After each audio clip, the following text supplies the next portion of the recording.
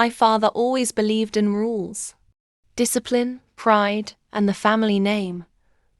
Those were his commandments.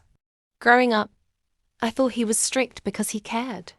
I didn't realize he cared more about reputation than love. When I was 18, I made the mistake that would destroy our bond. I fell in love. Young, foolish, completely blind. His name was David. He was kind, funny, and lost, just like me. When I told my father I was pregnant, he didn't shout. He didn't even cry. He just looked at me with disgust and said, "You've brought shame to this house." That night, I was thrown out. One small suitcase, a few clothes, and a life growing inside me. My mother stood at the window as I walked away. She didn't stop him, but I saw her tears. They were the only warmth I had left.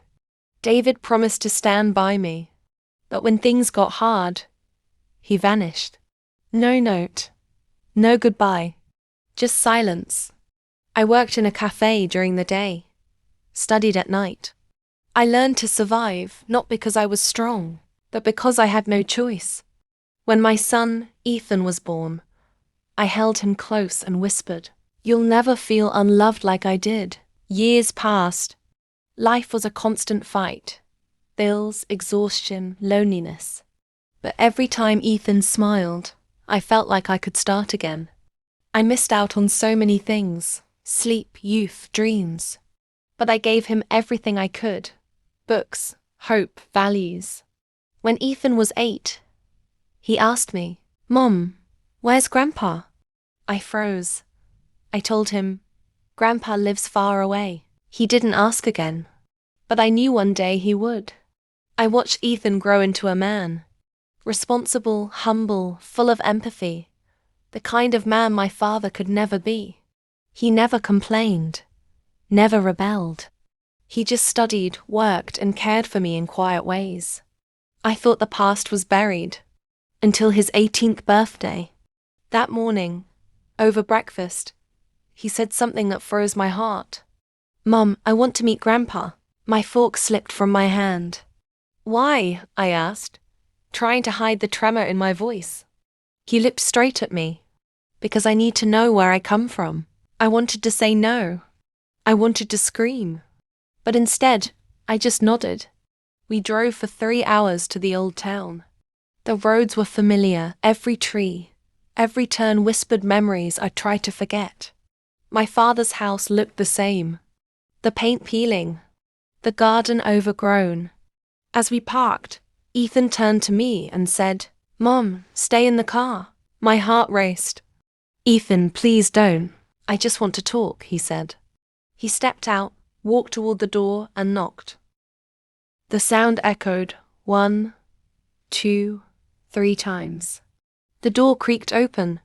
My father stood there, older, frailer, but his eyes still cold. I watched from the car, tears burning my eyes. My father looked confused. Ethan said, "Are you Mr. Thompson?" "Yes," my father replied cautiously. "I'm Ethan," my son said. "Your grandson." My father froze. His hand trembled slightly on the doorframe. "What do you want?" he asked. Ethan reached into his backpack. My heart stopped until I saw what he pulled out. It wasn't anger. It wasn't revenge. It was an old photo of me as a teenager, smiling, pregnant, holding my stomach. Ethan said quietly, "I just wanted you to see what you threw away." My father's eyes softened. For the first time, I saw regret. Ethan continued, "But I didn't come to blame you. I came to say, I forgive you.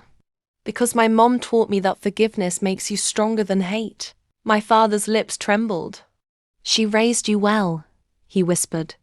Ethan nodded. "Yes, she did."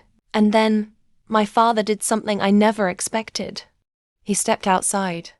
Slowly, hesitantly, he walked toward my car. He stopped by my window, eyes full of tears, and said the words I'd waited 18 years to hear. "I'm sorry. We didn't hug. Not that day." But something inside me shifted. I realized forgiveness isn't about erasing the past. It's about freeing yourself from it. That night, as we drove home, Ethan held my hand. You okay, Mom? He asked. I smiled through my tears. Yes, sweetheart. For the first time. I really am. Remember, forgiveness is not a sign of weakness. It's proof that love is stronger than pain. Some people never say, I'm sorry. But life gives us moments to heal in other ways. If this story touched your heart, subscribe for more real-life English stories. Let's grow, not just in English, but in understanding.